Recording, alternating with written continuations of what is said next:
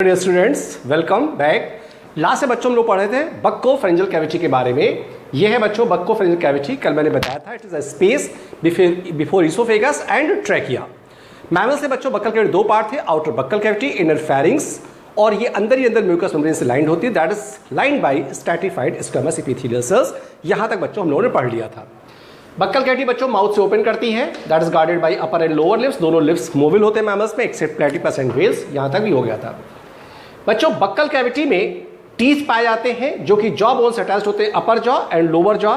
ये टीथ बच्चों तीन तरफ पाए जाते हैं, एंटीरियर और right and left lateral side, posterior side पर नहीं पाए जाते। तो बक्कोफेरेंजियल कैविटी में टीथ होते हैं ऑन थ्री साइड्स जो कि जॉ बोन से अटैच्ड होते हैं। इसके अलावा यहां पर सैलिवरी ग्लैंड्स की ओपनिंग्स पाई जाती हैं, और फ्लोर ऑफ बक्कल कैविटी या बेस ऑफ बक्कल कैविटी पर टंग पाई जाती है, और टंग फ्लोर ऑफ बक्कल कैविटी पर जिस पॉइंट पर अटैच्ड होती है उसे बच्चों फर्नुलम लिंग्वी कहा जाता है। क्लियर? इसका मतलब ये हुआ कि बक्कोफेरेंजियल कैविटी में, खासकर बक्कल कैविटी में टीथ होते हैं, यू शेप्ड मैनर में अरेंज होते हैं, जॉ बोन से अटैच्ड होते हैं, सैलिवरी ग्लैंड्स पाई जाती हैं, उनकी ओपनिंग्स होती है, और टंग पाई जाती है। और टंग फ्लोर ऑफ बक्कल कैविटी पर जहां पर अटैच्ड होती है बच्चों उसे फर्नुलम लिंग्वी कहा जाता है। आप टंग को पलट के देख सकते हो, वहां पर आपको दिखाई पड़ जाएगा। क्लियर बच्चों? आप ध्यान से देखो, ये बच्चों टीथ हैं जो जॉ बोन से, अपर जॉ एंड लोअर जॉ से अटैच्ड होते हैं। इस जॉ बोन के ऊपर कह सकते हो या बक्कल कैविटी के ऊपर आप ध्यान से देखो, यहां पर आउटर रेस्पिरेटरी पैसेज है। क्या है बच्चों? Outer respiratory passage. ये outer respiratory passage body surface पर या बाहर वन पेयर एक्सटर्नल नॉस्ट्रिल से ओपन करता है, और अंदर जाकर बच्चों फेरिंग्स, और फेरिंग्स के भी किस पार्ट है बच्चों? नासोफेरिंग्स में ओपन करता है by one pair internal nostril. यानी ये आउटर रेस्पिरेटरी पैसेज बाहर ओपन करता है by one pair external nostrils, और अंदर फेरिंग्स में, फेरिंग्स के नासोफेरिंग्स पार्ट में आकर ओपन करता है बच्चों वन पेयर इंटरनल नॉस्ट्रिल्स। और इससे पहले एक ओपनिंग पाई जाती है बच्चों, that is called you opening of Eustachian tube. इसे ऑडिटरी ट्यूब भी कहा जाता है। फिर से बच्चों देखो, बक्कल कैविटी यहां पर देखो आउटर रेस्पिरेटरी पैसेज से बच्चों अलग होती है एक स्ट्रक्चर की सहायता से। इस स्ट्रक्चर को बच्चों पैलेट कहते हैं। क्या कहते हैं? पैलेट। हिंदी में से तालू भी कहा जाता है। तो पैलेट के दो पार्ट होते हैं। बाहर का पार्ट बच्चों हार्ड पैलेट, जो कि ये हार्ड होता है, और अंदर का पार्ट सॉफ्ट होता है, इसलिए इसे सॉफ्ट पैलेट कहा जाता है। इसका मतलब मैमल्स में buccal cavity outer respiratory passage से अलग होती है एक स्ट्रक्चर की सहायता से बच्चों, इसे पैलेट कहा जाता है। यह क्वेश्चन बच्चों नीट में पूछा गया। तो एक बार फिर से, बक्कल कैविटी ऊपर की तरफ अपर साइड पर बच्चों आउटर रेस्पिरेटरी पैसेज से अलग होती है एक स्ट्रक्चर की सहायता से, जिसे कहते हैं पैलेट। पैलेट के दो पार्ट होते हैं, outer hard, inner soft palate. जो पैलेट होता है बच्चों, ये क्वेश्चन नीट में पूछा गया, ये किसका पार्ट है? ये बक्कल पैसेज का पार्ट है, या डाइजेस्टिव पैसेज है, सैलिवरी पैसेज है, या रेस्पिरेटरी पैसेज? तो क्या करो बच्चों, it is the part of respiratory passage. यानी पैलेट, इसे तालू भी कहते हैं हिंदी में, is the part of respiratory passage. ये क्वेश्चन बच्चों नीट में पूछा गया। आप देख सकते हो नीट क्वेश्चन कि जो पैलेट होता है वो किसका पार्ट होता है? बक्कल कैविटी का, रेस्पिरेटरी पैसेज का, डाइजेस्टिव पैसेज का, सैलिवरी पैसेज का? क्या कहोगे बच्चों? It is the part of respiratory passage. Clear? जो आउटर रेस्पिरेटरी पैसेज होता है बच्चों बाहर ओपन करता है by one pair external nostril, और फेरिंग्स, अंदर की तरफ फेरिंग्स हो, फेरिंग्स में भी पूछा जाए तो नासोफेरिंग्स ओपन करता है by one pair internal nostril. उसके जस्ट पहले बच्चों पाई जाती है ओपनिंग ऑफ यूस्टैचियन ट्यूब, जो कि मिडिल ईयर का पार्ट आकर के रेस्पिरेटरी पैसेज में ओपन करता है। इसका मतलब मैमल्स में buccal cavity outer respiratory passage से बिल्कुल अलग होती है। ये क्वेश्चन भी बच्चों नीचे पूछा गया है। यहां पर ध्यान से देखो, जो आउटर रेस्पिरेटरी पैसेज होता है इसी के रास्ते में बच्चों वन पेयर ऑल्फैक्टरी कैप्सूल पाए जाते हैं for sense of smell. Smell के लिए ऑल्फैक्शन, इसीलिए बच्चों इसे ऑल्फैक्टरी कैप्सूल भी कहा जाता है। ऑल्फैक्टरी कैप्सूल एक कीमो रिसेप्टर है, लेकिन इसे कीमो रिसेप्टर भी कह सकते हो, क्योंकि ये स्मेल में हेल्प करता है, स्मेल के लिए ऑल्फैक्शन, इसीलिए इसे ऑल्फैक्टो रिसेप्टर भी कहा जाता है। यानी आउटर रेस्पिरेटरी पैसेज में एक्सटर्नल एंड इंटरनल नॉस्ट्रिल के बीच में वन पेयर ऑल्फैक्टरी कैप्सूल पाया जाता है for sense of smell. Chemicals जो हवा के साथ गैसेस मीडियम में होते हैं बच्चों, जब वो हमारे एक्सटर्नल नॉस्ट्रिल से अंदर इंटर करते हैं तो जब पहुंचते हैं ऑल्फैक्टरी कैप्सूल में, वहां पर पाई जाने वाला ऑल्फैक्टरी सेल्स उस केमिकल को इंफॉर्मेशन ब्रेन को पहुंचा देती हैं और आपको स्मेल का एहसास होता है। इसका मतलब हम लोगों में बच्चों स्मेल के लिए ऑल्फैक्टरी कैप्सूल पाया जाता है। लेकिन कुछ ऐसे एनिमल्स होते हैं जहां पर स्मेल के लिए बच्चों जैकब्सन्स ऑर्गन्स होते हैं। क्या होते हैं बच्चों? जैकब्सन्स ऑर्गन। ये जो जैकब्सन्स ऑर्गन होते हैं बच्चों, ये स्नेक्स में पाए जाते हैं, कुछ फिशेस और कुछ एम्फीबियंस में पाए जाते हैं। तो जैसे बच्चों हम लोगों में स्मेल के लिए ऑल्फैक्टो रिसेप्टर्स होते हैं या ऑल्फैक्टरी कैप्सूल पाया जाता है, वैसे ही बच्चों स्नेक्स में कुछ फिशेस और कुछ एम्फीबियंस, लेकिन अगर तीनों में से चूज करना पड़ जाए तो स्नेक्स को प्रेफरेंस दी जाएगी। स्नेक्स में बच्चों स्मेल के लिए जैकब्सन्स ऑर्गन होते हैं, ये क्वेश्चन नीट में कई बार पूछा गया है। आपने स्नेक्स देखा होगा बच्चों, स्नेक की जो टंग होती है बाइफिट, बाइफिट का मतलब बाहर से कटी होती दो पार्ट में, और स्नेक्स अपनी टंग को बार बार अंदर बाहर करता रहता है।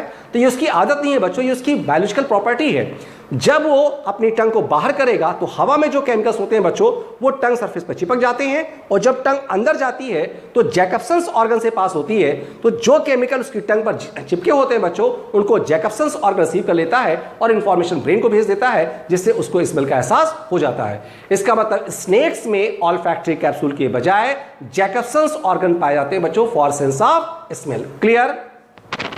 अब अगला पार्ट है बच्चों, तो बक्कल कैविटी समझ में आ गया होगा बच्चों, फेरिंग्स। अगर हम फेरिंग्स की बात करें, ये अंदर का पार्ट होता है। जो फेरिंग्स होता है बच्चों that is a common passage for food and air.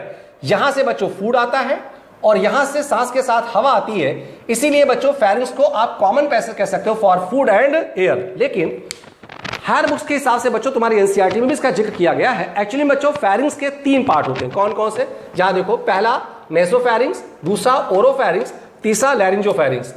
आपकी एनसीईआरटी में बच्चों नेसोफेरिंग्स का जिक्र किया गया है, इसके अलावा ओरोफेरिंग्स एंड लैरिंजोफेरिंग्स। इन तीनों में अंतर क्या होता है ध्यान से देखो। नेसोफेरिंग्स नाम ही काफी बच्चों, आउटर रेस्पिरेटरी पैसेज का इतना पार्ट तो आप देख सकते हो बच्चों बाहर तरफ, लेकिन यहां के बाद फेरिंग्स में आ गया। तो आउटर रेस्पिरेटरी पैसेज का बच्चों वो पार्ट जो फेरिंग्स में इंक्लूड होता है उसी को नेसोफेरिंग्स कहते हैं, और यहीं पर ओपनिंग पाई जाती है बच्चों 1 पेयर इंटरनल नॉस्ट्रिल। जब फूड यहां से जाता है तो यहां से आगे बढ़ता है, यहां आता है नेसोफेरिंग्स, और नेसोफेरिंग्स से आगे बढ़ता है, यहां से एयर आती है बच्चों, एयर इधर से आकर के आगे बढ़ जाती है।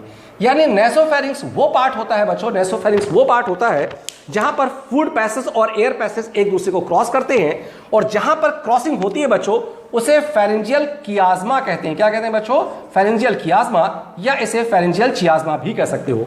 इसका मतलब नेसोफेरिंग्स आउटर रेस्पिरेटरी पैसेज का वो अंदर का पार्ट होता है जो फेरिंग्स में इंक्लूड होता है, उसी कहते हैं नेसोफेरिंग्स। यहां पर ओपनिंग पाई जाती है 1 पेयर इंटरनल नॉस्ट्रिल की, और नेसोफेरिंग्स ही बच्चों वो पार्ट होता है जहां पर एयर पैसेज और फूड पैसेज एक दूसरे क्रॉस करते हैं, और उस क्रॉसिंग पॉइंट को बच्चों फेरेंजियल चियाज्मा या फेरेंजियल कियाज्मा कहा जाता है। क्लियर?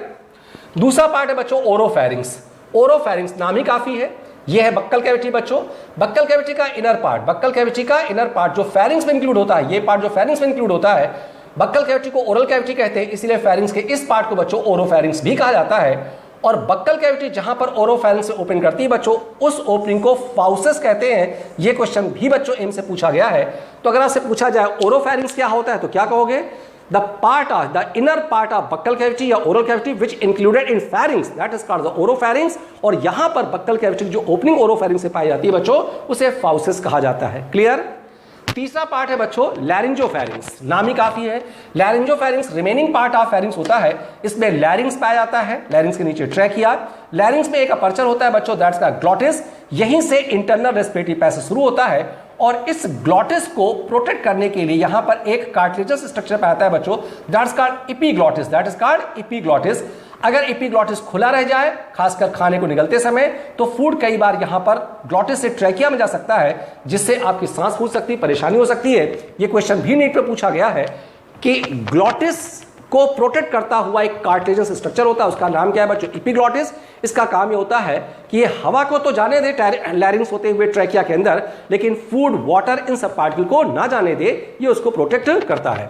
तो हम कह सकते हैं glottis is the beginning of internal respiratory passage. Glottis aperture जिस स्ट्रक्चर में पाता है बच्चों से कहते हैं लैरिंग्स, और इसी के नीचे ट्रैकिया शुरू हो जाती है।